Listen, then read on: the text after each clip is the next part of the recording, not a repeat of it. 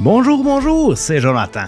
J'ai suivi il y a quelques semaines la formation de 20 heures de secourisme en région isolée auprès de Sirius Medex.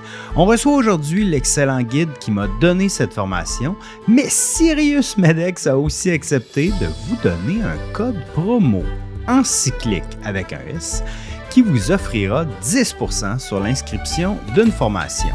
En plus de celle de base, donc celle de 20 heures, il y a aussi des cours de secourisme plus avancés de 40, 50 et même 80 heures. Certains cours touchent même plus spécifiquement la pratique du vélo de montagne.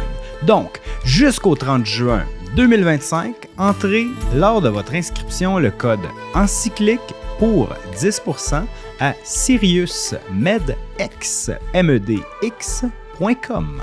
Bonne écoute!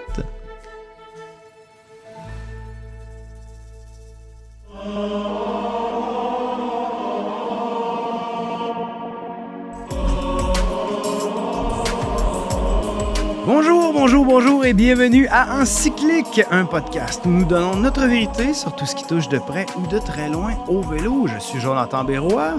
Et moi, Benoît Simard. Il y a quelques semaines, Benoît, j'ai pris un cours d'une fin de semaine de secourisme en région isolée.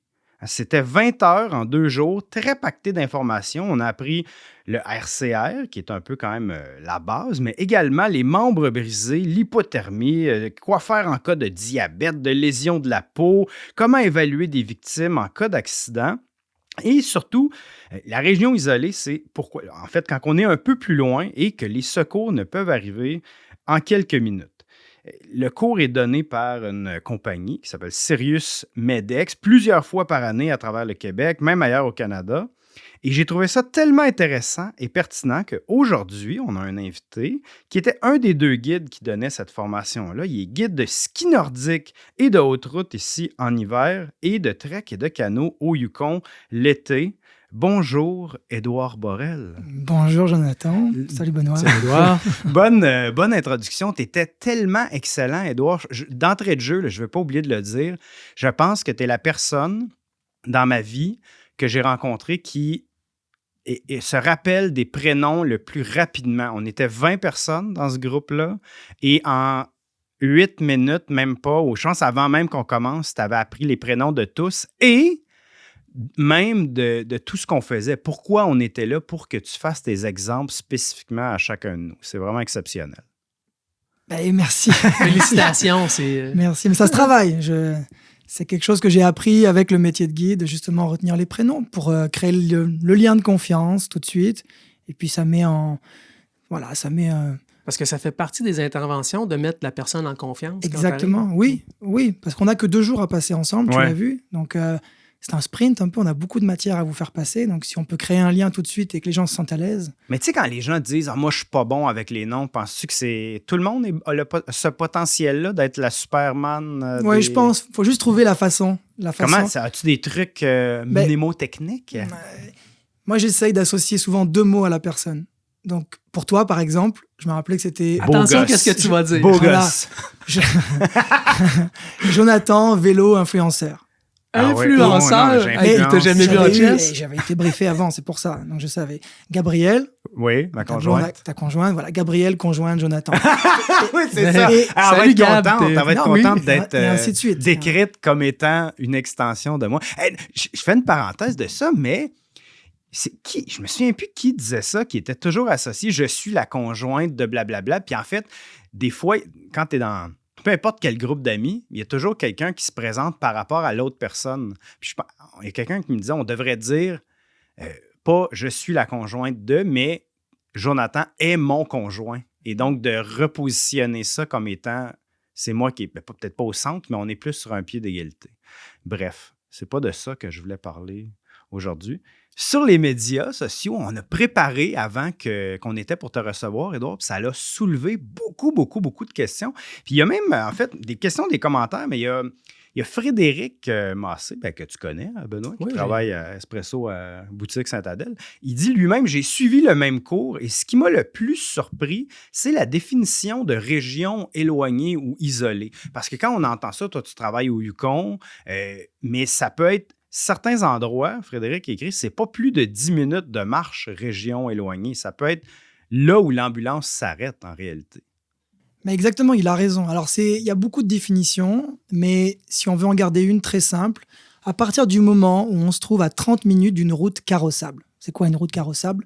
C'est une route où l'ambulance, le camion de pompiers, la voiture de police va venir vous chercher. C'est pas vrai qu'une ambulance, les paramédics qui sont à l'intérieur, d'abord, ils sont pas assurés, pas forcément formés pour ça. Ils iront pas dans le bois avec leur énorme sac pour venir te chercher, même si tu es blessé très, très grave. Donc, à partir du moment où tu es à 10 minutes pour Fred, OK, mais on dit 30 minutes. 30 minutes d'une route carrossable, tu deviens en région isolée. Et on s'entend que chez nous, au Québec, à partir du moment où tu rentres un petit peu dans les sentiers ou hors sentiers, tu te retrouves très vite à 30 minutes d'une route carrossable. Surtout si tu as une cheville brisée ou si tu as un bras cassé, et ça va être un peu plus compliqué de je prendre pense à que la même route. dans le cours, vous disiez que le parc du Mont-Royal pourrait être une Bien région sûr. isolée à certains endroits. Ouais, j'ai vécu à Montréal quand même quelques années. J'allais souvent courir. Sur le plateau, je pense, on reconnaît ton accent. Son accent, c'est l'accent du plateau, c'est pourtant, je suis né clair. au Lac-Saint-Jean. Et oui, comme tout bon Français, j'ai eu mes années sur le plateau. Des belles années, d'ailleurs, on en parlera peut-être. Mais j'allais courir sur le Mont-Royal. Il y a quand même, au-delà du sentier principal, il y a des sentiers. C'est plein de sentiers là-bas. C'est plein de sentiers. Tu peux courir, tu peux faire 15 km, 20 km en passant plusieurs fois par les mêmes endroits, mais en croisant un peu moins de monde. En tout cas, si tu te blesses dans les parties un peu plus reculées, je mets des guillemets, du Mont-Royal, et que tu es tout seul, juste en short, en chandail, tu vas peut-être mettre 20 minutes en boitant pour aller retrouver la route ou juste le sentier principal. Et si tu as décidé de faire ça le soir à la frontale pour être un petit peu tranquille et pas avoir tous les touristes français autour, et ben ça sera peut-être même un peu plus compliqué. Donc tu peux te retrouver en région isolée, entre guillemets. Parle-nous de ça. Ça fait 2 fois que tu mentionnes la France, là, on l'entend un peu, mais tu es comme entre deux mondes, Édouard. Comment tu es arrivé ici? C'est quoi ton histoire de guide? Parce que tu es devenu guide sur le tard aussi. Ouais, ma blonde maintenant dit que je suis un Québécois avec un accent français. Alors j'aime entendre que je suis Québécois. Ça fait 15 ans que je suis arrivé ici. J'avais la mi-vingtaine. Je venais pour rejoindre un ami, trouver du travail. Et puis j'ai aimé ça comme beaucoup de Français. Et je me suis intégré du mieux que j'ai pu. Et je suis resté pour plein de belles raisons parce que ma vie était agréable. Mais effectivement, j'ai un amateur de plein air, d'extérieur. J'ai toujours été un amateur de plein air. Et j'en ai fait de plus en plus une fois arrivé au Québec parce que le territoire, parce que le terrain de jeu est incroyable. Mais c'est vrai que pendant 10 ans, je travaillais dans un autre monde complètement que le guidage. Je travaillais dans les ventes, je travaillais dans les médias, je travaillais dans la technologie. J'avais une vie agréable, un bel appart sur le plateau, je gagnais de l'argent. Et je me suis rendu compte après un voyage avec ma copine de l'époque, on était partis 1 an, voyager un peu autour du monde, beaucoup en sac à dos. Et puis on avait été maître de nos sources de stimulation pendant 1 an. On est rentré, on pensait avoir la formule magique de récupérer la même job, le même appartement. Et là, quelque chose avait changé. J'ai réalisé que je passais 46, 47 semaines à faire la même chose pour passer 3-4 semaines de plein air. Et donc, j'ai voulu renverser la table. Et avec différents événements qui sont arrivés dans ma vie, je me suis dit, c'est le moment. C'était juste avant le Covid. Et donc, j'ai décidé de suivre une formation. Donc, c'est quand même assez récent dans ta vie que tu sois aussi investi dans l'extérieur puis dans le... Mais finalement, oui, ça fait 5 ans. Ça fait 5 ans que j'ai suivi cette formation. Wow. Et ça fait 4 ans que je suis guide à temps plein. Et donc, c'est peu. C'est quand même récent. Moi, ça m'étonne. On a discuté un peu avant de commencer l'enregistrement du pod. Puis c'est ça, à t'écouter parler, j'avais l'impression que tu avais été... ça faisait des millions d'années, là. J'avais même... Je t'ai demandé, je dis, Colin, tu dois avoir 95 ans pour avoir été dans tous ces endroits-là, vécu ces expériences-là. C'est extraordinaire. Donc, c'est quand même assez récent.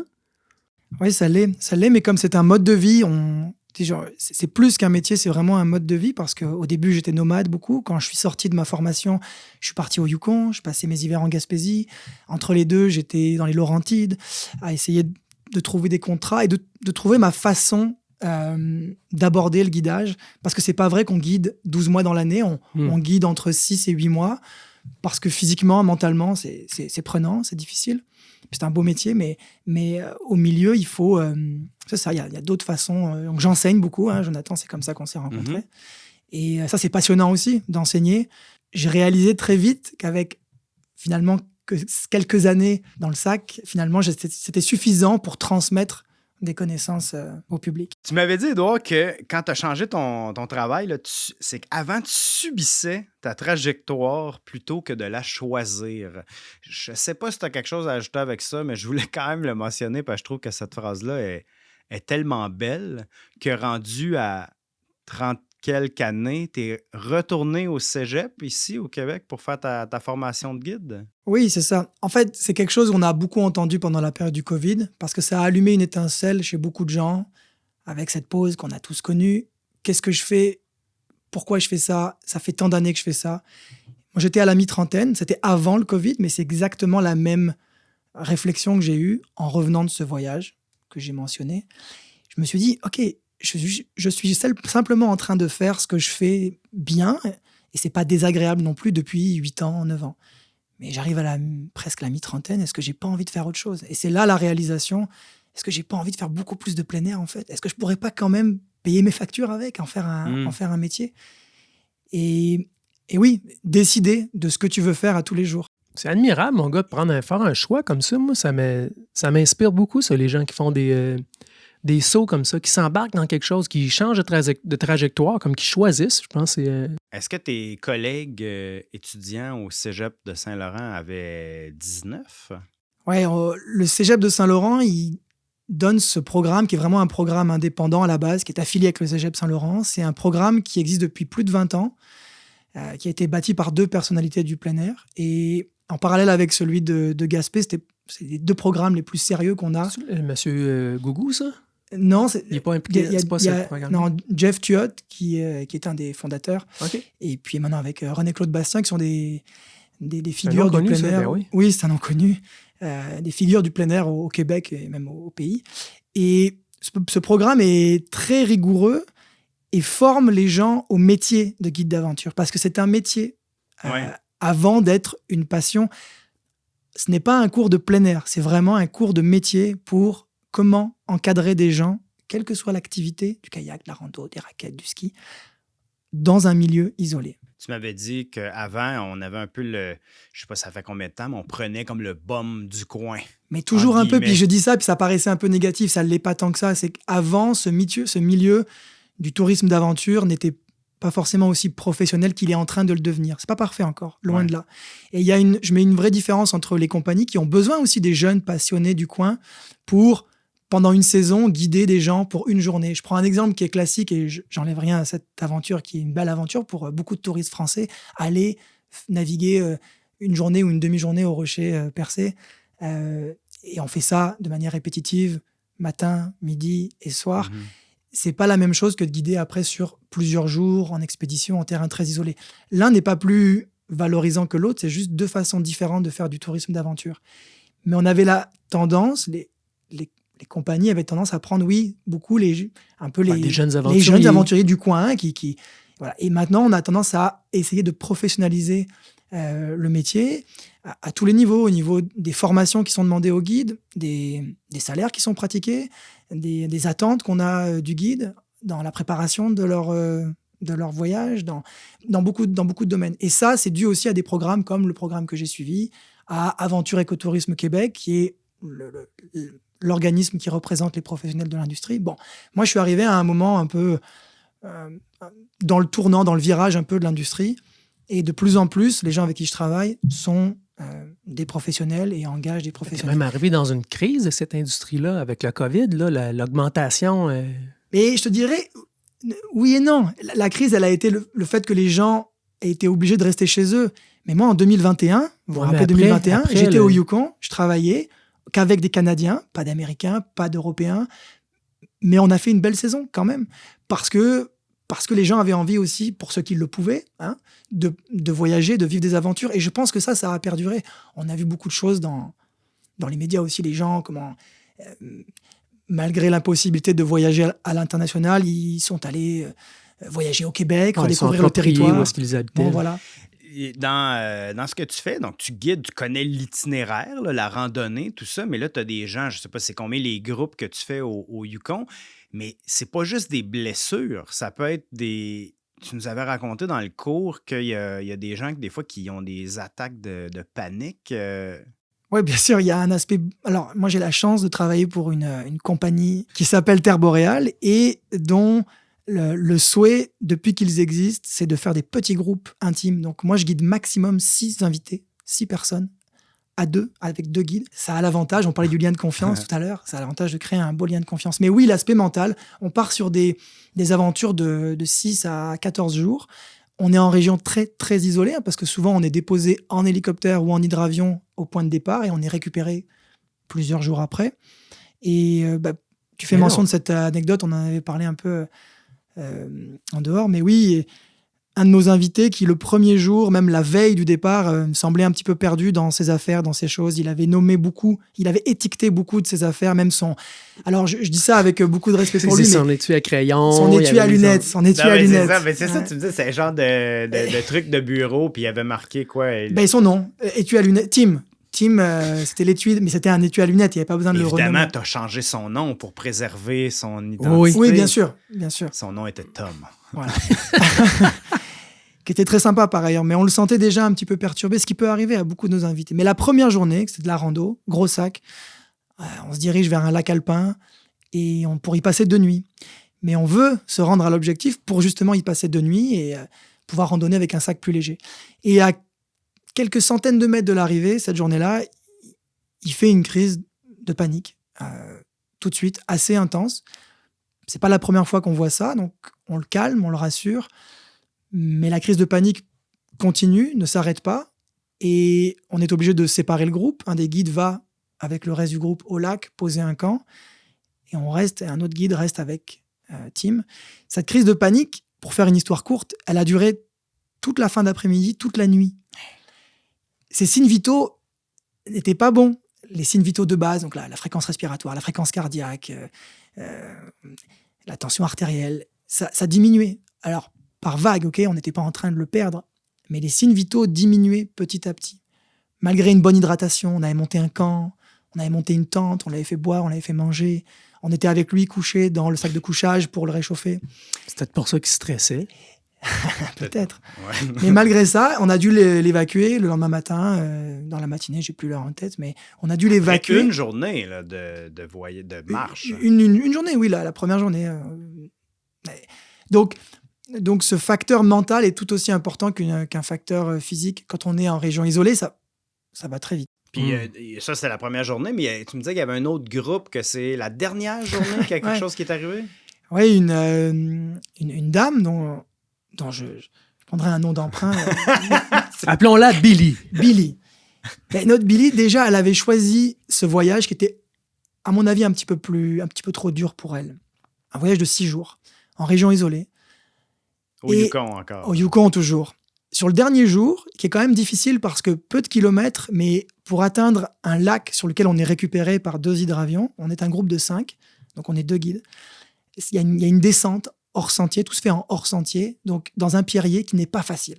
Et à la fin, dans un pierrier. Un pierrier? Pierrier, donc des pierres boulder en anglais, mais okay. Un pierrier, donc en descente avec de la pente, avec un gros sac. C'est pas facile, ça peut glisser un peu. C'est instable. C'est un peu, il y a de la mousse sur les pierres. Ça fait quand même 5 jours qu'on randonne, mais comme elle n'a jamais été à l'aise, Billy, sur les 5 jours. La différence, pourquoi que c'est Édouard qui est guide puis pas toi, Ben? Et lui m'explique c'est quoi au lieu de me dénigrer. Non, je te dénigre pas. Je questionnais vraiment à savoir. Un pierrier, quoi. Un pierrier, quoi. On arrive à la fin de ce pierrier. Oui. Il y a la forêt devant nous. Une forêt où on sait qu'il y a la présence d'ours, parce qu'on est passé plusieurs fois, ils sont là. Mais on est à 500 mètres en ligne droite du lac où les hydravions nous récupèrent. Elle sait qu'on est à 500 mètres. Je suis à ce moment-là avec elle, avec Billy, en arrière. Mon collègue et partenaire Dan, il est avec le reste du groupe. Il est déjà arrivé sur la plage pour attendre les avions. Et sachant qu'on est sur la fin, je pense qu'elle abandonne. Mentalement, elle lâche tout ce qu'elle retenait depuis 5 jours. Elle est sur une pierre, pas très haute, et je la vois, je me retourne au moment, elle se laisse tomber, mais elle glisse pas vraiment, et dans un cri, elle se laisse tomber, et elle tombe, elle est une grande dame, une grande madame, elle se laisse tomber de toute sa hauteur, et elle tombe face la première dans le pierrier, et là, ça crie. Et là, juste pour faire un lien avec le secourisme, moi, j'étais un jeune secouriste à l'époque, mais quand même déjà formé pour ça. Et le fait d'être resté calme, je pense, évidemment de l'avoir remis en position, de l'avoir sorti du pierrier, d'avoir fait un examen physique complet, où j'essayais de voir qu'est-ce qui lui est arrivé, parce qu'en vrai, dans ma tête, je me disais, wow, est-ce qu'elle s'est fait mal au dos? Est-ce qu'il y a un traumatisme crânien? Je ne l'ai pas vu tomber complètement.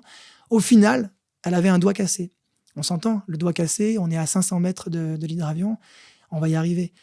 Mais la façon de la rassurer, ça a été vraiment un peu de faire un check-up complet de son corps et de lui dire, Nancy, Oups! on réenregistrera. On coupera ça. Je reprends. Billy? Billy! De lui dire, Billy, c'est juste un doigt cassé. Tu peux continuer d'avancer. Je vais prendre ton sac. Je prends mon sac en arrière, je prends ton sac en avant. Daniel vient nous rejoindre en mi-chemin. Tu peux avancer. Parce qu'elle restait là pour elle. Pour elle, il fallait venir l'élitreiller en hélicoptère ici, ce qui n'était pas possible. Et elle a fini par sortir, et elle a des larmes, etc. Mais je pense que la meilleure chose qui a été faite à ce moment-là, c'est de garder le calme. Un calme apparent, hein, parce que en dedans de moi, c'était les gros bouillons, mais je pense que j'ai été... puis je suis quand même quelqu'un de nature, vous le voyez en studio, qui bouge beaucoup, mais là, j'ai été calme, et je pense que c'est ce qui l'a rassuré.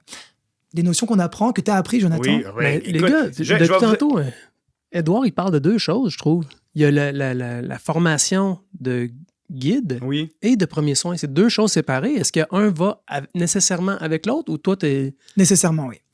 La première de mes missions, quelle que soit l'aventure que je guide, même d'une journée, c'est d'assurer la sécurité de mes invités. En juste derrière, c'est qu'ils aient du fun.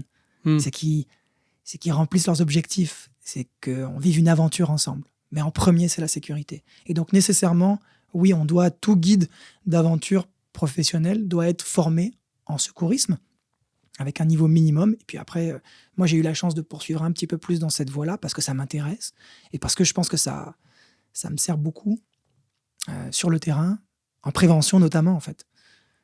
Parce que je pense que je fais de la meilleure prévention avec tous les cas que j'ai pu voir dans mes formations de secourisme. Mm-hmm.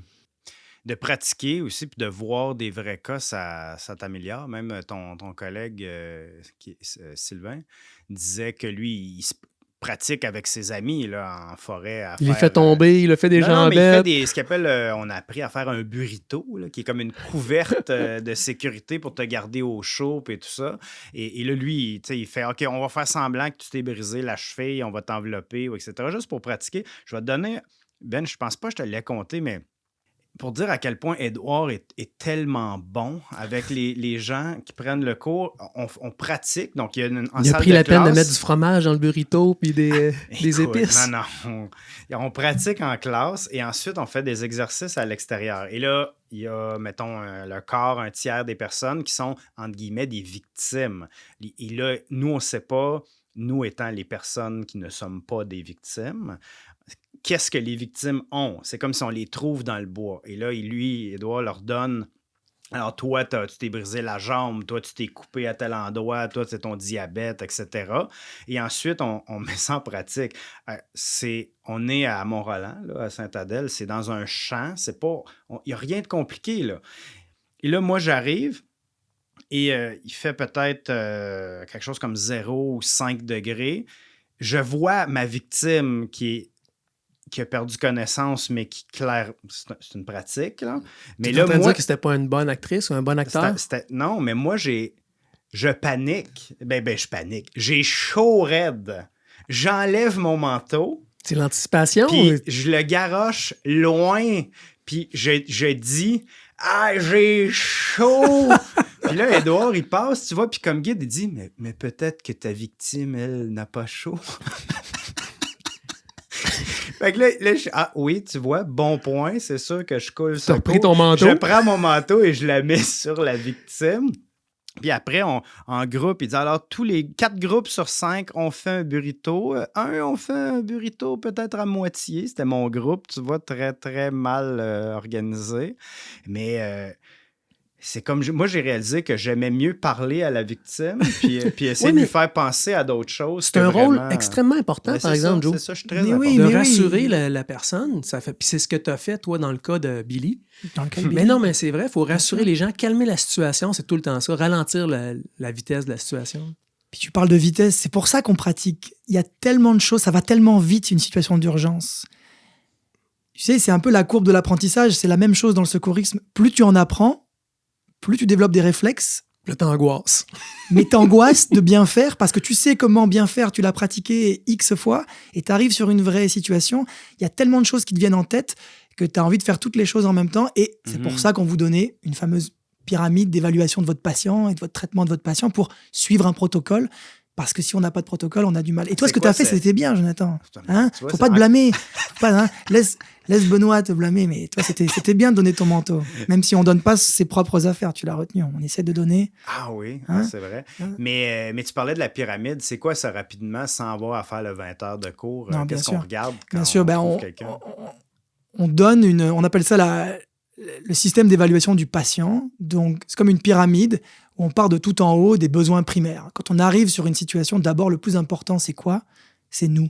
Regarde autour, y a-t-il une avalanche? Exact. Est-ce que nous, on va créer une seconde victime, troisième victime, ou est-ce qu'on est en mesure d'intervenir et d'aider la personne qui a besoin d'aide? Faut pas se mettre en danger. Exactement, c'est la première des choses. Et ensuite, on suit en fait une série d'actions pour d'abord savoir si la personne, on va la perdre en moins de 2 minutes, s'il y a une atteinte à sa vie. Respiration. L'ABC. Airways, breathe, circulation. Exactement. Yes. Savoir si la personne respire bien, si elle a encore un cœur qui fonctionne, si elle n'est pas en train de se vider de son sang. Et ensuite, une fois qu'on est rassuré qu'on ne va pas perdre cette personne dans les 5 minutes, surtout qu'en région isolée, on ne va pas pouvoir appeler le 911 tout de suite, là, on passe à d'autres types d'examens qu'on appelle examens secondaires pour savoir, je reviens à Billy, une fois que je m'étais assuré qu'elle pouvait respirer, qu'elle n'avait pas un saignement extrême, que sa colonne n'était pas touchée, qu'est-ce qu'elle avait vraiment? Elle avait un doigt cassé. Bon, ça fait quand même mal, un doigt cassé. Il faut s'occuper de son doigt cassé, parce que tu te rappelles, Jonathan, quelqu'un qui a même une petite entorse de la cheville ou un doigt, même pas cassé, un doigt foulé, en région isolée, avec des conditions météo pas favorables, qu'est-ce qui pourrait lui arriver à cette personne? Je te pose la question. Elle me pose la question, là. Pour développer un état de choc. Un état de choc. Et là, l'état de choc, et je me permets d'avoir le micro pour le mentionner, c'est tellement important, parce que c'est pas la victime qui capote. L'état de choc, c'est un phénomène physiologique qui entraîne tout un tas de mécanismes dans ton corps qui, si c'est pas pris en compte, à la fin, c'est l'arrêt des systèmes importants. C'est pour ça, plutôt, tu disais les signes vitaux de la personne, s'assurer ton battement de cœur ou ta respiration, etc. Est-ce que ça continue d'être normal? Exact. C'est une mesure. Le burrito que tu as nommé, l'enveloppe isothermique, comme on l'appelle, c'est une des choses qu'on peut faire pour traiter l'état de choc. Parce que mettre une personne qui, elle, est en train d'avoir froid, pas comme toi, le secouriste, qui c'est normal, t'as chaud parce que tu t'es mis dans t'as activé ton système sympathique et t'es en mode, OK, je m'occupe de cette personne, c'est ma mission. Joe est extrêmement sympathique. En plus, lui, il vient bouillant. Donc, il a très chaud. Mais la victime, elle a plutôt froid. Et donc, pour limiter son état de choc, la mettre dans un burrito, ça fonctionne. Prendre ses signes vitaux, comme on a fait avec Tim, notre patient, à ce moment-là, c'est simplement avoir une mesure. Parce qu'on ne s'invente pas non plus, quand on fait du secourisme, on ne s'invente pas. Médecin, infirmière spécialisée, on n'a pas ces compétences-là médicales. Mais prendre des signes vitaux, c'est savoir, OK, entre 1 et 10, il est à combien, notre Jonathan, en ce moment? Il est à combien? Il est à 5, OK. Dans 15 minutes, est-ce qu'il est rendu à 4? Il est rendu à 3 ou il s'améliore? Et ça nous permet de dire, OK, est-ce qu'on accélère l'évacuation? Est-ce que, OK, on peut temporiser un peu? Etc. Quelques exemples, Edouard? Qu'est-ce qu'on fait quand mettons, ça va être l'hiver? Ski de fond, par exemple, ça peut arriver dans d'autres saisons, mais si on tombe dans l'eau, qu'est-ce qu'on... Alors, c'est bien que tu en parles parce qu'on l'a vu encore, je pense, l'année passée.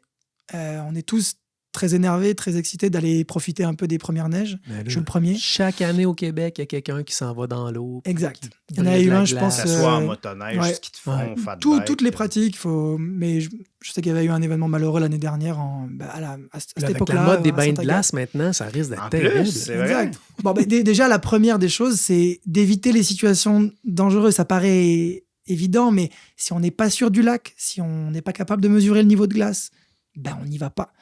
Ensuite, c'est de savoir si on peut y aller, c'est quoi les risques encourus. Donc, si on tombe dans l'eau froide, pour parler de ça, il y a un peu une règle du 1-10-1. Donc, on a 1 minute d'abord pour passer le choc thermique, parce qu'il va y avoir un choc thermique qui va se passer. C'est ça le pire, hein? C'est la raison pour laquelle les gens se noient. Souvent, ils n'arrivent pas en hypothermie en 12 secondes. Tu passes en hypothermie au bout de 40 minutes, 45 minutes. Si tu es un adulte en bonne santé, bien hydraté, tu as bien mangé un matin... Mais puis, t'es sûr que tu es bien hydraté, tu es dans l'eau. Ouais. T'ouvres la bouche et c'est réglé. Elle n'est pas toujours bonne. Hein, mais ça, pour l'hypothermie, les gars, moi, j'ai fait du canot à glace, du canot sur glace, ou peu importe le nom. Là. C'est super physique, mais ça a vraiment changé ma perception de l'hypothermie d'une façon grave. Parce qu'on passe le temps dans l'eau jusqu'au cou. Mais on sort, on court, puis t'as jamais froid, OK? Non, parce que ton corps est toujours en activité. Marc, ça m'est jamais arrivé de tomber dans un lac pour le plaisir, justement en région éloignée, mais dès que tu sors, si tu arrives à sortir rapidement, puis tu bouges, là, mais il faut que tu bouges vraiment, il y a peut-être moyen de passer rapidement. Tout à fait. Tant qu'atteindre un stade d'hypothermie modéré à avancé, ça prend du temps. Notre température corporelle, qui est à 37, il faut qu'elle descende très bas. Il faut qu'elle descende jusqu'à 32 et moins. Jusqu'à 32 degrés, 5 degrés d'écart, on est en hypothermie légère. Et dans ces cas-là, on continue à frissonner parce que notre corps, il est capable de frissonner pour nous réchauffer. On peut s'hydrater, on peut bouger. Faire tout ça, ça nous permet de remonter notre température corporelle. Et donc, pour en revenir au lac, si jamais on passe le choc thermique, on arrive à contrôler sa respiration et donc on ne s'évanouit pas et on ne se noie pas. On est capable, ça dure généralement 40 secondes, 1 minute.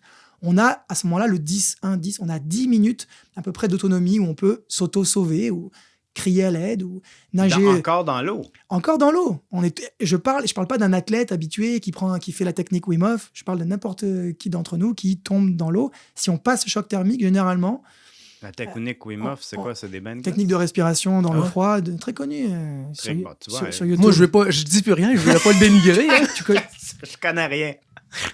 Et c'est une façon de respirer, de contrôler sa respiration. Puis... Exactement. C'est très bénéfique d'ailleurs. Et c'est seulement après qu'on a 1 heure pour éventuellement tomber en hypothermie. Alors, certaines personnes vont tomber en hypothermie plus vite, mais juste pour mettre en lumière que l'hypothermie, on en parle souvent au Québec, on a froid, l'hypothermie. Avant, il y a d'autres dangers. Donc, tu me parlais, c'est quoi les dangers à réfléchir quand on s'en va faire du ski de fond ou autre au début de l'hiver?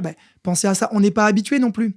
On n'est pas encore habitué. On le sait, au début, on se rappelle tous qu'on a fin mars, quand il fait encore moins 10, on sort, il fait 0 degré. On n'a pas notre gras brun. Hein, au début, avec le gras de bébé. Est-ce que c'est vraiment... C'est juste moi qui appelle ça de même ou c'est vrai? Non, il y a alors, on va pas faire un cours d'anatomie, mais de biologie, mais oui, on a un gras brun qui est logé sous la cage thoracique, au niveau du diaphragme, qu'on développe. Alors, on n'a pas tous la même quantité de gras brun, mais on l'a tous. Ouais. Et on est capable d'aller puiser dedans, mais... Encore une fois, c'est plus... on peut aller... Les athlètes, tu as dû en recevoir peut-être ici, qui font de l'ultra-activité. Oui. Normalement, ils sont habitués à avoir un régime un peu cétogène et donc aller chercher dans ces gras bruns, une fois qu'ils sont en manque d'énergie. Entre nous trois, c'est moi qui ai le plus de gras, toutes catégories confondues. Brun, blanc. C'est un mélange des genres.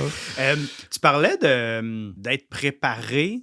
Puis, en fait, la raison pour laquelle j'avais décidé de prendre ce cours-là, j'avais rencontré Marc au salon du plein air l'année dernière. Marc, qui est le propriétaire de Sirius Medex. Et je lui expliquais mon tour du monde en vélo. Puis, il me disait, qu'est-ce que tu avais comme trousse de santé? Je pense que ça faisait 10 cm3. J'avais 3 diachylons, peut-être quelques ibuprofènes.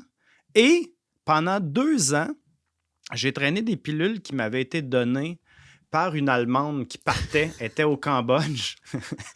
Et elle repartait, puis elle m'avait donné, mais je ne connaissais pas les marques de commerce allemandes. Tu sais, évidemment, ça peut être générique, mais là, dans ce cas-là, c'était les marques de commerce. Puis je n'avais pas regardé, j'avais mis ça dans ma minuscule trousse.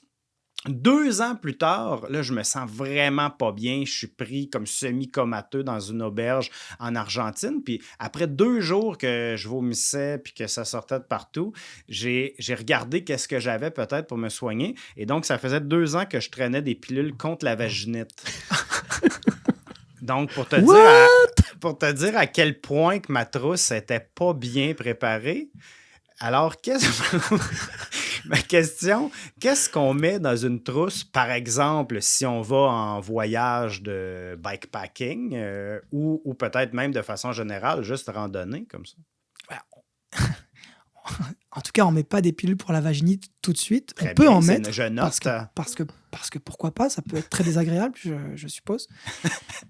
Je ne saurais jamais. On peut mettre beaucoup de choses, mais globalement, on veut mettre des items qui vont nous servir dans l'activité qu'on fait. Si t'es en vélo, on parle de vélo ici. Joe, c'est ça que ça prend tout le temps, en partant. Gigolo. Oui. Non, quand est-ce que tu utilises c'est comme du WD-40. Oui, je sais c'est quoi du gigolo, mais vraiment, où tu utilises ça? Ben, si le tape fait pas, tu mets du gigolo. Je comprends pas. Si ça bouge, mais que c'est pas normal... Est-ce que tu transportes vraiment du gigolo? Si ça bouge pas et que ça devrait bouger, tu mets du gigolo. Mais il a un point quand même. Il a un point. Vraiment? De la Crazy Glue, c'est pas ce que je vais recommander pour refermer une plaie qui est moche, qui est ouverte. C'est vraiment le dernier des recours. Mais si t'as que ça et que t'es creux, c'est des points de rapprochement. Ça va peut-être fonctionner. Alors, est-ce que tu vas faire une allergie? Est-ce que tu vas faire une infection à la Crazy Glue? Peut-être. Ben, faut dire qu'au cours, je t'ai quand même demandé si on pouvait brûler nos plaies pour les refermer. Comme dans Rambo. Et qu'est-ce que je t'ai répondu? Tu m'as répondu non. Je te conseillais de pas faire ça. Parce qu'après, t'as une brûlure à gérer. Ouais. Ben, ceci dit, il y a quelqu'un d'autre au cours qui a dit est-ce qu'on peut utiliser de la bave de chien comme désinfectant? Alors, je considère que ma question n'était pas la pire. Non, c'est pas la pire. Non, mais on en a beaucoup des questions intéressantes comme ça. Mais pour en revenir à la trousse, qu'est-ce qu'on met dans la trousse? Qu'est-ce qui va t'arriver en vélo? Tu vas peut-être tomber, tu vas peut-être te blesser quelque chose. Tu auras peut-être besoin à un moment de t'immobiliser un membre. Oui. Tu vas pas... Il y a des items, des attelles, qu'on appelle l'attelle flexible, une fine tranche d'aluminium recouverte de mousse. Oui, mais là, ça, toi peut-être comme guide, mais sinon, on traîne. Non, mais sur notre vélo, Joe, ça veut dire qu'on peut utiliser soit un garde-boue ou ben une chambre à air pour faire la tâche. Mais mon point, exactement, Ben, mon point, c'est qu'avec cette... j'ai fait la formation, moi, avec. Hein? Avec cette attelle bien pratique, tu as vu comment on pouvait faire une belle attelle. Maintenant, avant de partir, parce que tu ne veux pas partir avec quelque chose d'aussi volumineux, juste réfléchis à comment je vais faire cette attelle sur le terrain avec... Tu auras des bandages triangulaires. Ça, tu as vu des bandages qu'on peut faire avec un bout de chandail ou avec des... Ça ne pèse rien et ça ne prend pas de volume. Mm-hmm. Avec ça, comment je vais... pour faire une attelle, on veut venir soutenir le membre qui est cassé.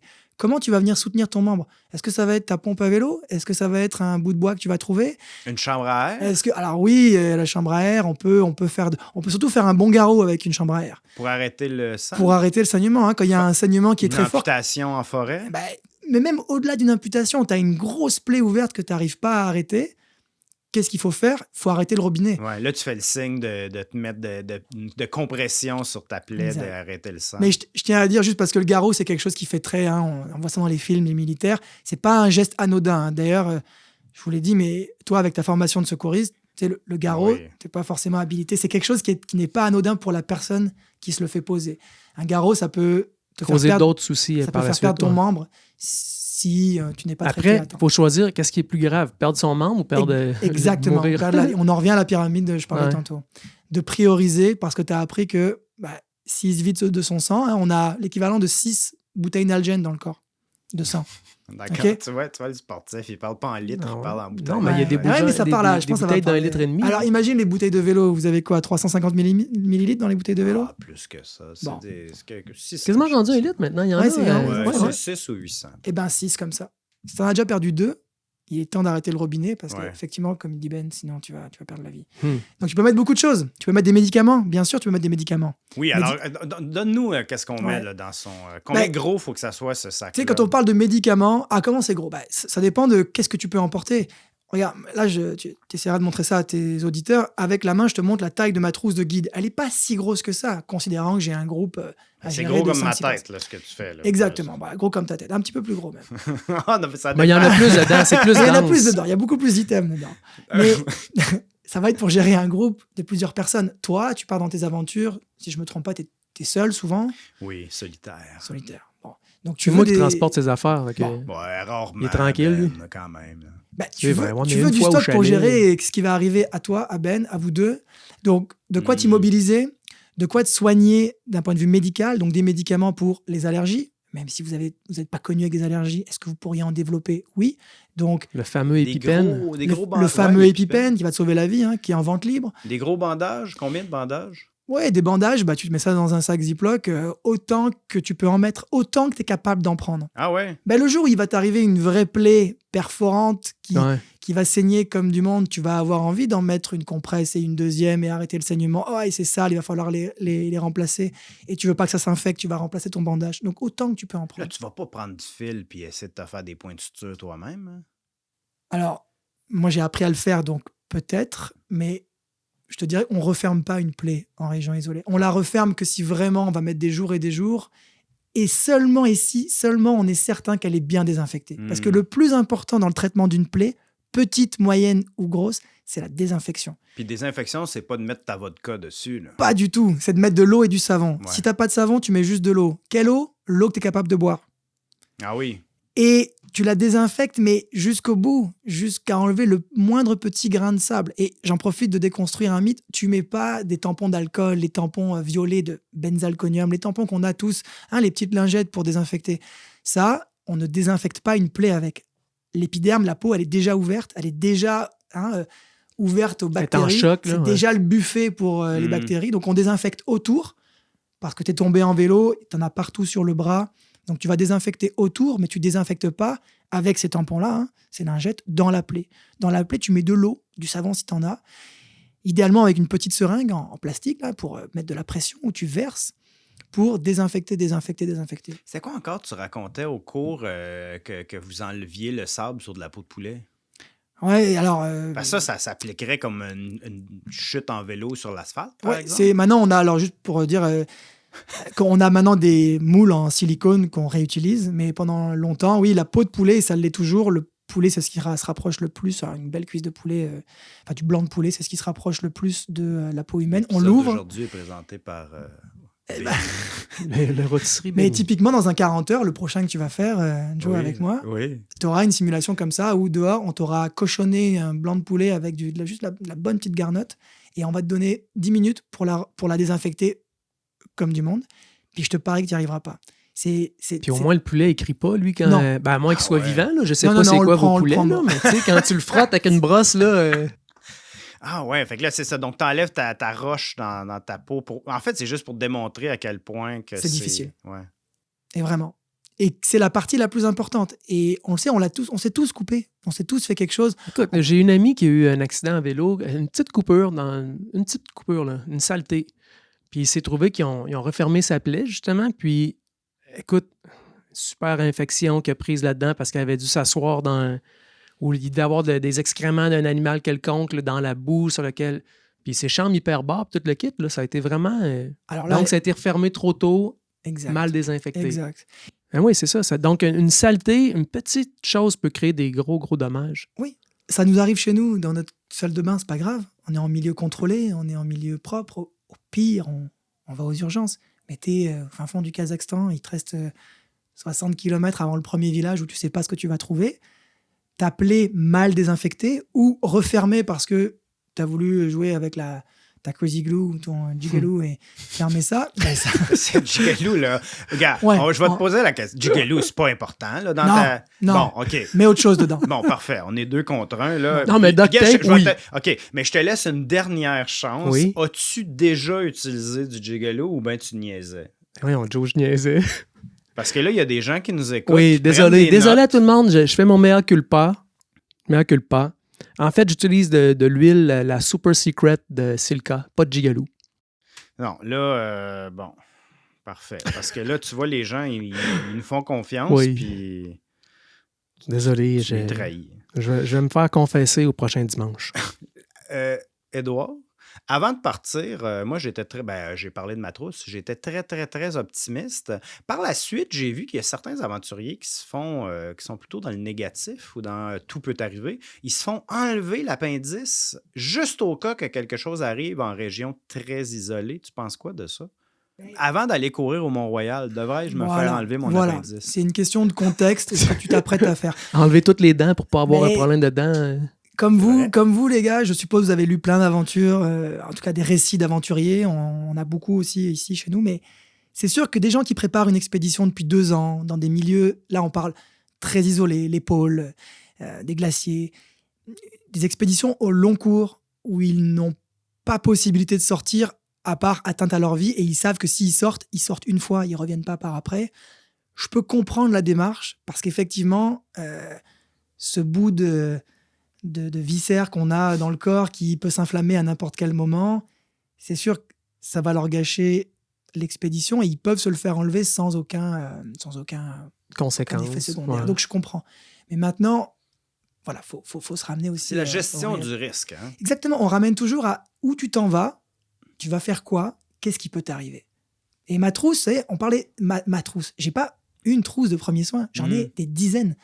Des dizaines en fonction de l'activité. Je pars avec ma blonde faire une journée de ski nordique, j'ai une trousse de premiers soins. Et là, tu apportes tes pilules contre la vaginite. Et elle va penser à les prendre. Moi, ça va me servir à rien. Parce qu'elle aussi est formée maintenant. Oh. Mais je pars avec un groupe au Yukon pendant 14 jours. Évidemment, oui, elle sera plus volumineuse et j'aurai plus de choses. Mais tu vas être content. Hein, le jour venu, je peux t'en raconter une.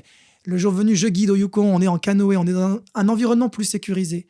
J'ai une invitée allemande, dont je ne me rappelle plus le prénom, c'était il y a quelques années, appelons-la à Georges, qui me demande « Édouard, j'ai un peu froid le soir, est-ce que je peux mettre mes oui, hot mais pads ?» t'es un beau gosse, Édouard, on comprend ce que ça veut dire. Oui, ça. mais j'ai une certaine éthique. Ouais, mais tu sais, mon sac de couchage est un peu trop grand. J'ai pas apporté suffisamment de pyjama. J'hésite pas longtemps. Non. Je lui dis « habille-toi mieux, ferme bien ton C'est sleeping. » ça. C'est ça, va te rhabiller. Sors de ma tente. Mais elle me parle de ces hot pads, hein, les pads chauffants que tu mets typiquement l'hiver. Était-ce un euphémisme lorsqu'elle te parlait de ces hot pads? Peut-être. Alors, je ne l'ai pas compris comme ça. J'étais très premier degré à ce moment-là. Ce que je lui dis, il faisait 5 degrés. Et ce que je lui dis, c'est « Chère invitée allemande que je ne veux pas dans ma tente, ne mets pas tes hot pads directement sur la peau. Ouais. Mets-les avant de te coucher, mais s'il te plaît, les mets pas directement sur la peau. » Je pense que j'étais pas assez crédible. Elle ne m'écoute pas. Et au petit matin, juste avant de se réveiller, elle vient me voir et elle me dit « Édouard, j'ai très très mal, je pense que je me suis brûlée. » Elle s'est endormie sur ça? Elle s'est endormie sur ses hot pads. Tellement 2 brûlures chaud. au second degré, donc avec cloque, aux 2 épaules. On est en canoë, on est en septembre, elle peut pas, elle doit pagayer avec des couches de vêtements. Elle a eu mal pendant tout le reste de l'aventure. Et on l'a traitée, heureusement, très bien parce qu'on avait à ce moment-là plein de matériel, mais les compresses qu'on lui mettait à toutes les demi-journées pour renouveler, pour lui calmer la douleur, il en fallait du stock. On était bien contents et on a vidé notre stock qu'on avait pour le groupe, pour le reste de l'aventure. Juste pour mettre en lumière que c'était pas une grosse affaire. Elle avait 2 petites brûlures, oui, de second degré, mais maintenant, elle a plus rien. En canot, ça mettait pas sa vie en danger. Exactement. Mais ça la rendait vraiment désagréable. Puis celle des autres. En canot, est-ce qu'il y en a que leurs pieds sont tellement toujours humides que ça devient un nid à champignons? Alors, pas dans mes aventures à moi, mais ça, le pied d'immersion, oui, c'est quelque chose qui peut arriver. On est en dry suit, en wet suit, il faut prendre soin de ses pieds, oui. Mais les pieds, ça, c'est une autre chose, là, mais dans peu importe l'aventure que tu fais, que ça peut être du vélo, des courses aventures, de la randonnée, c'est la base. Hein? Tu peux scraper tout, les garder secs, les protéger. Exact. Si tu as un début de blessure, en prendre soin. Jamais avec les pieds, ça, c'est vraiment... Et on prend soin, juste en une phrase, ça, on prend soin la journée de ça, et le soir, on laisse ça aérer. Quand je dis aérer, hein, pas juste pour l'odeur après une aventure, mais pour que la peau puisse faire son travail de cicatrisation. Vous donnez, en fait, Sirius donne des formations spécifiques en vélo de montagne à Bromont. Je ne sais pas s'il y en a ailleurs au Québec. Oui, on en fait dans plusieurs endroits au Québec en fonction de la demande. Soit un groupe veut se former en vélo de montagne. Quelles sont les spécificités de ça? C'est plutôt l'accent sur le trauma crânien, peut-être? Oui, c'est ça. C'est le 20h n'est pas différent de celui que tu as fait, Joe, mais les simulations qu'on va faire, les exemples qu'on va donner vont être évidemment, si on a en face une équipe de gens de vélo de montagne, on va faire des simulations où, chute, rupture de la clavicule, comment on fait une attelle de la clavicule, c'est pas forcément la plus simple à faire, ça va faire très mal à la victime, mais on a des techniques pour justement faire ça avec une veste coquille, une veste Gore-Tex ou pas grand-chose, mais pour stabiliser les 2 épaules et pour éviter la douleur. On va faire des simulations de trauma crânien, comment on enlève un casque, hein, partir avec un casque complet en vélo de montagne, une fois qu'on a une chute de plus d'1 mètre de hauteur, ou à haute vélocité, ou avec une collision, hein, on frappe quelque chose. Là, on rentre dans un processus de est-ce qu'il y a un cas de colonne? Donc, est-ce que la colonne est atteinte? Et il n'y a pas que les enjeux de paralysie derrière, il y a les enjeux d'atteinte au système nerveux et donc tout ce qui s'en va derrière. Et à ce moment-là, c'est très difficile en tant que secouriste parce qu'on doit immobiliser cette personne du mieux qu'on peut dans un terrain tout cabossé. Et la personne, éventuellement, elle a ses protections, son casque. Et donc, il faut enlever le casque. Il y a des techniques pour faire ça. C'est quoi? Idéalement, on est plusieurs. On va retirer. Toujours d'immobiliser la personne. Immobiliser la personne, mais retirer le casque parce que d'abord, en premier lieu, on veut voir est-ce qu'elle est capable de respirer, est-ce qu'elle a des dents cassées dans la bouche, est-ce qu'elle est en train de se saigner dans la bouche, elle peut pas respirer. Et puis, mets-toi à la place de quelqu'un qui vient de chuter, le casque va pas te faire du bien si tu es déjà tout cassé, tu vas avoir du mal à respirer, etc. Donc enlever le casque, idéalement, on l'enlève, on détache ce qui est attaché, s'il y a une visière, on la relève et on va enlever par les côtés du casque, on va remonter la mentonnière jusqu'au niveau du nez. Et une fois qu'on est au niveau du nez, la tête est toujours supportée par le casque. Et à ce moment-là, on vient glisser une main au niveau de la nuque pour pouvoir remplacer le casque et soutenir la tête pour pas qu'elle chute. Et on vient retirer le reste du casque. Il y a des bonnes vidéos faites là-dessus. On a reçu plein de questions du public. Je vais embarquer là-dedans. Fidèles auditeurs et amis du podcast... sur Instagram. Le pas de sache. Le pas de sache demande meilleur système pour s'assurer d'obtenir du secours. Il fait beaucoup de ski en région très isolée. Et alors, il dit Garmin, SOS, Air Médic, assurance. Et là, Benoît, toi, tu lui avais déjà répondu spécifiquement pour les mais assurances. Ça, c'est parce que là, qu'est-ce qu'il demandait, Sache, là-dessus, c'était par rapport à des systèmes pour être repérés, pour être retrouvés. Mais il existe, là, on se demandait si c'était par rapport aux assurances, les compagnies d'assurance aussi. Donc, moi, c'est là que je parlais. La compagnie d'assurance que j'utilise perso, ça s'appelle Tugo, T-U-G-O. Ils ont différents produits, dans le fond, là, comme dans quelques semaines, on part pour un voyage de ski de randonnée alpine, vraiment qu'on est héliporté dans un lodge. Donc là, c'est pas couvert par toutes les compagnies d'assurance. Donc, il existe des compagnies spécialisées pour ce type d'aventure-là, mais maintenant, la question, je pense, c'est par rapport au système électronique de repérage ou pour se faire trouver.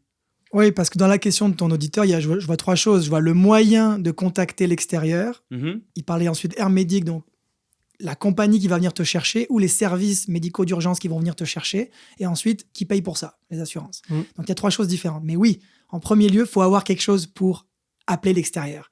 Alors, soit c'est son cellulaire parce qu'on a du réseau. Souvent, en région isolée, on n'aura pas de réseau. Donc, il faut une device, un appareil. Maintenant, il y a des téléphones qui vont proposer le service satellite.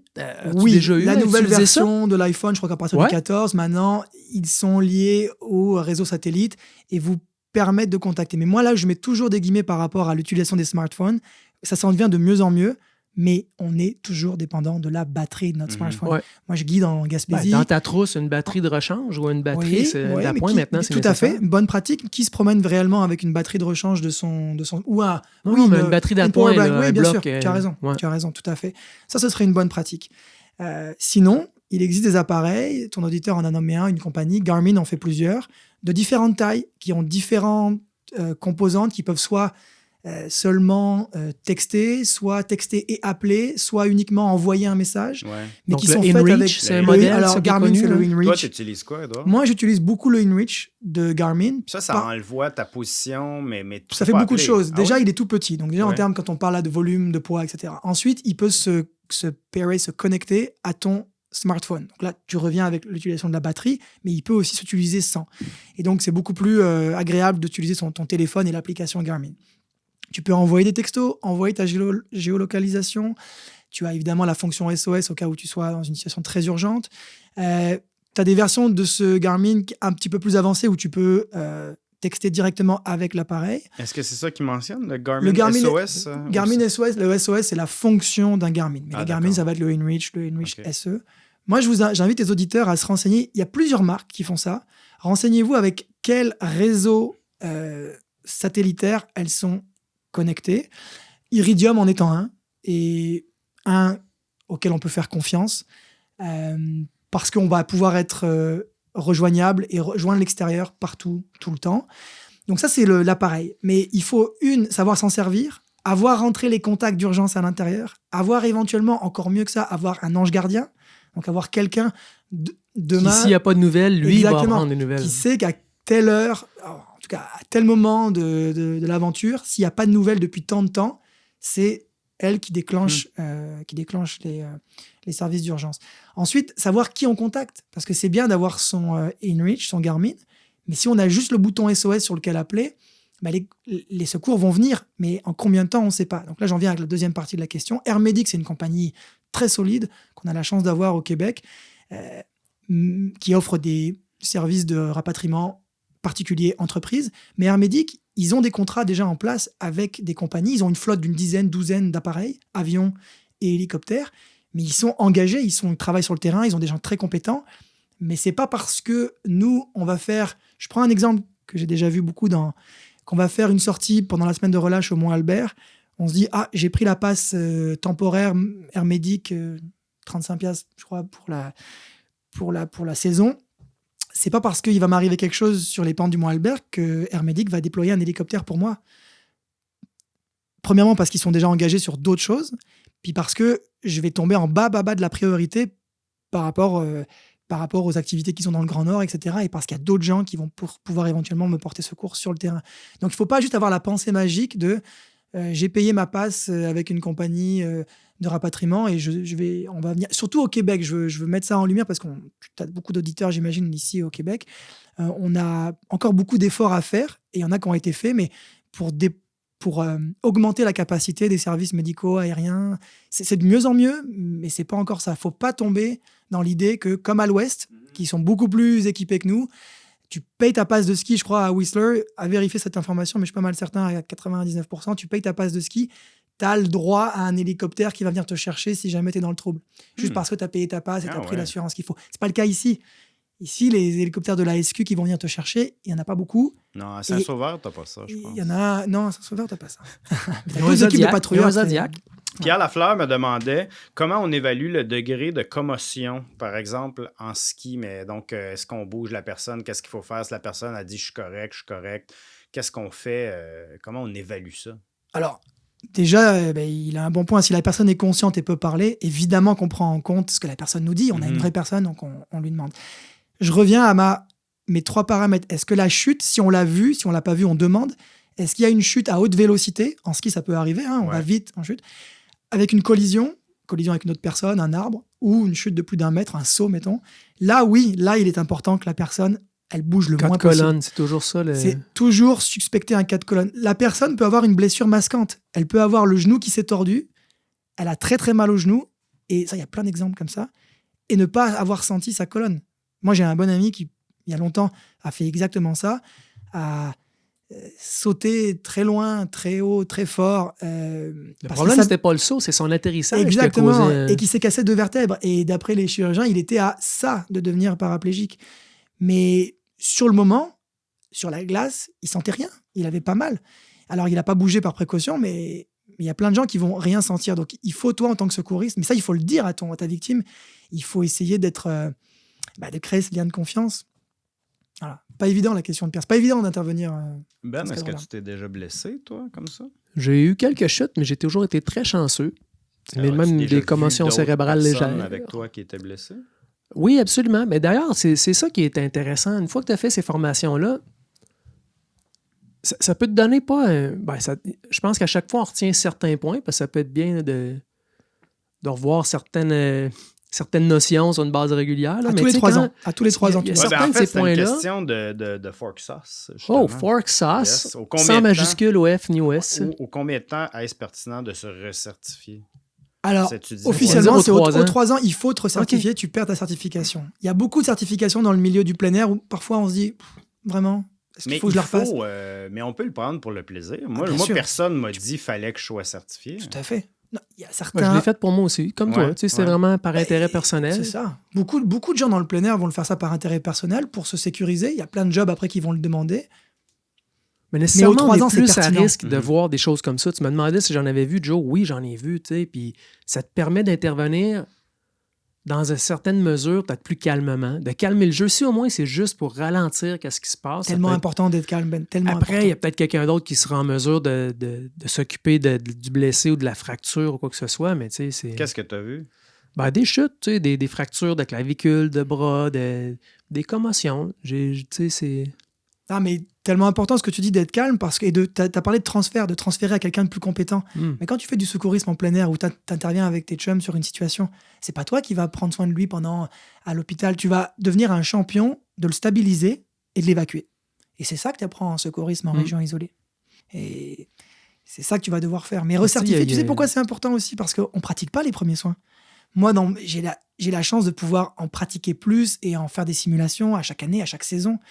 Mais quelqu'un, vous qui faites beaucoup d'aventures pour vous, perso, on n'a pas envie de pratiquer les premiers soins. On veut s'en servir le moins possible. On veut s'en servir le moins possible.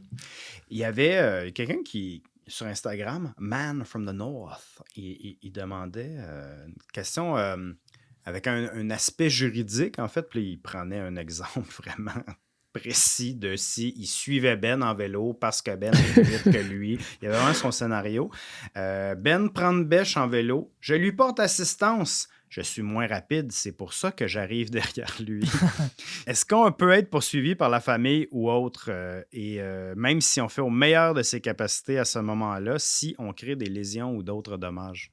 Non, parce qu'il y a une loi qui nous protège dans tout le pays, qui s'appelle la loi du bon samaritain, qui est une loi qui a été mise en place pour protéger toute personne qui porte secours à une personne en danger. Parce qu'attention, toute personne en danger a le droit au secours. Je prends l'exemple typique, on est sur l'autoroute, il y a un accident, on est le premier à arriver et à passer, on a le devoir de s'arrêter. Mais ça peut être simplement appeler le 911 dans le cas de l'accident sur l'autoroute. Le devoir, c'est-à-dire que tout le monde qui ne s'arrête pas peuvent être poursuivis? Tout à fait. C'est vrai? Oui, mais dans le cas, pour en revenir au cas à quelqu'un en détresse ou en danger, ouais. Man of the North qui veut porter secours à Ben et qui est mal en point, même s'il cause des lésions, en tout cas, il fait le mieux qu'il peut, il ne pourra pas être poursuivi par Ben ou sa famille parce qu'il a porté assistance à quelqu'un au meilleur de ses possibilités, n'étant pas lié par un contrat de travail où il a une norme, on appelle ça une norme de diligence, donc un cadre dans lequel il doit intervenir. Il est juste l'ami, le frère, l'oncle, et à ce moment-là, on se doit et cette loi a été faite pour justement encourager les gens, arrêtez-vous, portez assistance, parfois juste appelez à l'aide. Sortez la personne du ruisseau, du trou. Je vais terminer avec une petite anecdote. Il y a 1 an ou 2, je faisais du ski de randonnée avec ma conjointe et la neige avait renfoncé. On était en comme ski haute route, là, si tu veux, là, dans le bois. La neige a renfoncé, puis elle s'aperçoit qu'il y a un ruisseau en bas de moi. Et ce qu'elle fait, au lieu de me donner sa pôle et de la lancer, de m'aider à m'extirper de là, elle s'est éloignée. Et elle m'a dit que c'est parce que si je m'étais noyé dans ce petit ruisseau-là, ça y aurait donné un trauma, puis elle ne voulait pas vivre avec ça, l'image de moi qui se noie. Donc, elle a attendu de voir si je survivais. Et depuis ce temps-là, elle me dit que c'est la bonne façon de réagir. En fait, il ne faut pas se mettre en danger. Ben oui, il y a ne pas se mettre en danger et s'éloigner de 50 mètres juste pour ne pas entendre mes cris de détresse. Qu'est-ce que tu fais? C'est ça, je pense qu'elle a un peu surinterprété c'est quoi ton assurance vie, Joe? Dans votre couple, c'est quoi le... Peut-être qu'il peut te demander ça, là. Peut-être que tu n'avais pas été très fin juste avant. Non, mais je tenais à ce que tu dises au micro qu'elle avait tort. Non, mais qu'est-ce qu'on fait? On s'éloigne pour ne pas voir la personne. Je dirais qu'elle était un petit peu d'avance sur gérer la sécurité des lieux. Il n'y avait pas encore eu de danger. Non, on s'entraide, bien sûr. Bon. Gabriel, c'est ça, on va s'en reparler au prochain souper. Veux-tu nous dire un peu à quel endroit, Édouard, les gens t'ont certainement trouvé de fort sympathique aujourd'hui, à quel endroit on peut s'inscrire pour passer plusieurs jours dans une tente voisine de la tienne? J'ai la chance de faire plusieurs activités un peu partout. Moi, je travaille donc chez Terre Boréale au Yukon tous les étés depuis plusieurs années. Dans les Laurentides? Ici, dans les Laurentides. Moi, je suis un résident de Valmorin. Je travaille, je donne des cours de sécurité en avalanche avec une compagnie basée en Gaspésie. Donc ça, on peut me trouver là-dessus. La Sirius Medics, avec qui je travaille beaucoup en ce moment et de plus en plus, parce que je m'implique beaucoup dans le secourisme en région isolée.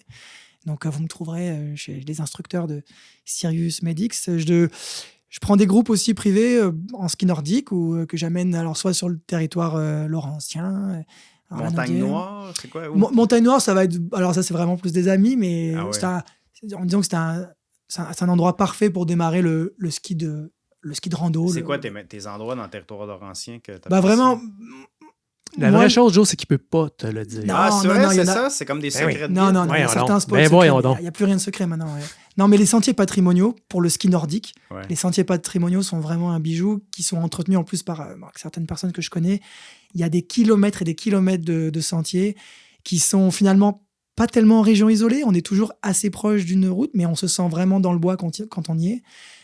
Pour la pratique du ski nordique, il y a un parc qui s'appelle le parc de la Montagne du Diable vers Mont-Laurier, qui est encore méconnu et qui offre je crois qu'il y a une centaine de kilomètres de sentiers de ski nordique qui sont vraiment plaisants, avec de la dénivelée, avec des lean-to, avec des refuges, avec donc toutes sortes de façons de l'aborder. On n'est pas obligé d'aller faire du camping d'hiver. Voilà, et après quelques spots secrets. Ouais. Et Sirius Medex, l'offre à travers le Québec, ça ressemble à quoi? Outre moi, j'ai fait le 20 heures en région éloignée. Mais... Sirius Medex, c'est un des leaders dans la formation de secourisme en région isolée au Canada. Disons que c'est sa vocation première à former les travailleurs, le grand public, à comment se comporter en région isolée. Donc, on forme autant des gens comme nous, des gens passionnés de plein air à différents niveaux. Donc, tu as commencé avec un 20 heures. Le niveau d'après, c'est un 40 heures. Ensuite, c'est devenir premier répondant, donc l'équivalent d'un 80 heures. Et ensuite, on peut devenir soit instructeur, soit se spécialiser dans la survie en Arctique. Je donne des formations de survie en forêt, des formations de gestion des prédateurs sauvages. Donc, on parle des ours, on parle des loups, on parle des choses comme ça. Et Sirius Medex aussi, ils équipent en matériel médical, en personnel qualifié, des camps dans le Nord, de compagnies gouvernementales ou privées, qui ont des travailleurs. À partir d'une vingtaine de travailleurs dans le Grand Nord, on se doit d'avoir des cliniques médicales sur place et des paramédics et des premiers répondants pour répondre à toute urgence. Donc, c'est ce que Sirius Medex fait. Ils accompagnent ces entreprises-là dans la direction médicale, dans le matériel. Enfin, moi, je pense que c'est un prétexte pour Marc, un des fondateurs, pour faire des beaux voyages. Oui, mais Marc, c'est avant tout un féru de plein air. Moi, je le connais depuis depuis 2 ans maintenant, et je vois surtout, je sais que c'est un médecin urgentiste, même un médecin de brousse. Il a beaucoup travaillé en région isolée, chef des urgences à Sainte-Agathe, si je ne me trompe pas. Mais c'est surtout un passionné de plein air. C'est ce qui l'a amené à prendre la direction de Sirius Medex. Puis on le voit, moi, quand je discute avec Marc, je discute avant tout avec un gars qui fait du plein air. Quoi. Mais c'est très intéressant de prendre ce cours-là, parce que ça m'a comme ouvert les horizons vraiment à savoir tout ce qui peut aller mal. Mais tu peux le voir d'un point de vue peut-être négatif, mais en même temps, tout ce qui peut aller mal, en même temps, tu apprends. Il y a une solution. Comment prendre ça en charge. Tu sais, rapidement, quand j'étais au Chili, j'étais avec un Allemand et un Italien, puis on était sur une plage.